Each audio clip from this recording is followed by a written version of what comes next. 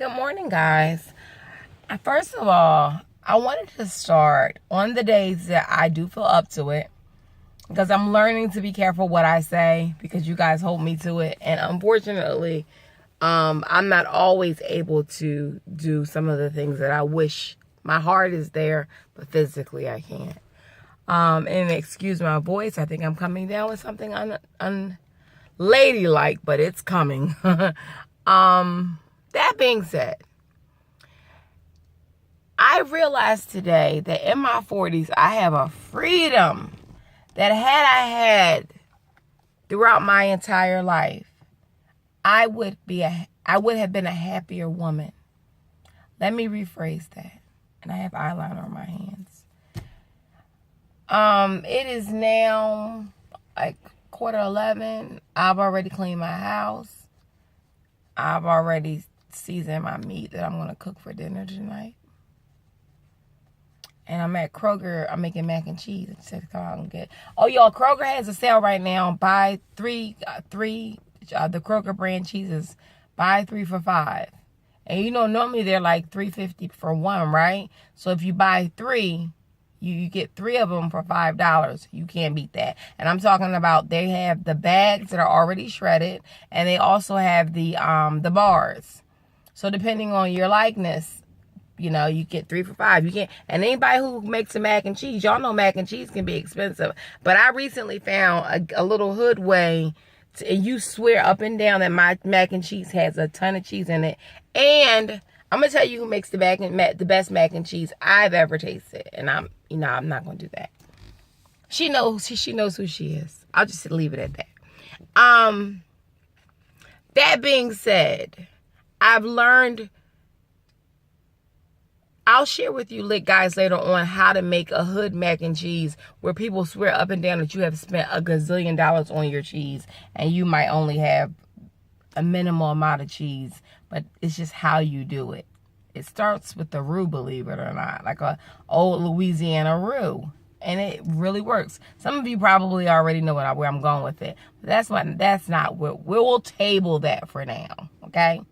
Anyone that's familiar with business knows about that saying. We'll table that for now. We'll come back to that later. Today, what we're talking about is the power of the word no. N-O, period. No, not no with an explanation. Not no because. Not no, well, no because I thought. And when somebody asks you a question, and the answer is no, ladies, don't wait till you turn 41 to learn how to say it and say it like you mean it. Please. It takes so much off of you. Let me tell you, the best givers, the Bible says that there's more happiness in giving than there is in receiving it. But when you don't want to give, there's no happiness. You know what I mean? And I'm not talking about being stingy. I'm not talking about saying no all the time. I'm talking about when you're a reasonable person who goes out of your way for people and people begin to use you or begin to do things, ask you for things. I believe in I'm not a tit for tat, but I'm not going to ask you to do something for me that I would not do for you. So when you find people that are asking you for things and you're like, every time she calls my phone, she asking me for something, God, or they're asking you for things that are astronomical, and because you don't know how to say no, here you are stuck in a situation with 3 of her kids while she at the club. That's not how my life is. I don't have nobody in my life like that. I'm just saying, I know of people that tell me stories, and I'm like, well, why would you be? Girl, I had to change my trip around because she said she needed me because was she having surgery? No. She wanted me to watch her kids. So what happened now? Was there an emergency? No. Wasn't that? It's just the power of no. Ladies, do not be selfish. The Bible says there is more happiness in giving. It is a beautiful gift when you're a giving person. But do not let anybody take advantage of you. The power of no. And let me tell you, people know what tree to bark up. People will sit around, especially people that are users. They'll sit around and say, who can I call? And they'll go through their Rolodex in their mind. That's an old school saying. Let me see, what would y'all millennials say? They'll go through their contact list in their mind of who they can ask for what and get what from. Meanwhile, back at the ranch, you might be giving from your need, and they may be taking, and it's something that they only want. Let me say that again. You might be giving to them from your need, and they're taking from you for something that they only want. Learn how to say no when it is appropriate. My life has become so simple. Oh, I don't duck nobody. I can answer my phone. Because when you can say no, I ain't answer my phone because I'm going to tell her no. But when you can't answer your phone because, girl, I don't want her to know because, oh, wait a minute, if I get on Facebook, she going to see me on Facebook. See all that causes people, I text you didn't answer me because they know, and they know it's also a form of bullying when they know you can't say no. So they'll bully you. And they'll keep bothering you and keep texting you and calling you. Well, girl, you didn't answer. I really need. And then here comes the sob story. If you don't want to help you by the 5th and 6th and 7th time, now I'm not helping you. I'm supporting you. Learn how to say no, period. Let me tell you why I say no, period. No, because gives them an excuse. And why do I have to give you an excuse as to why I can't give you my stuff? I need to say that again? Oh, okay. Now I'm talking about users. I'm not talking about people, because people that know me well know that I'll give you the skin off my back and let it heal and give it to you again. Because people are, and let's be clear, people give to me all the time. I can't think of anybody that if I don't like asking people for things.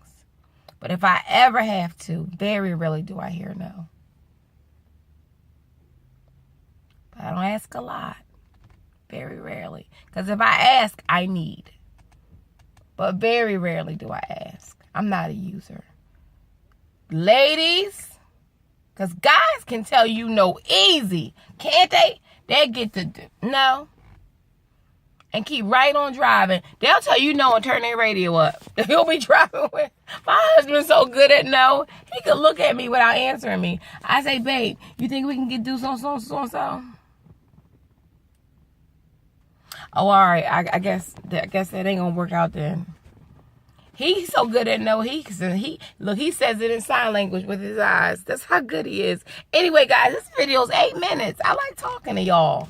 I enjoy you guys. I'm doing some changes with my beauty channel, guys.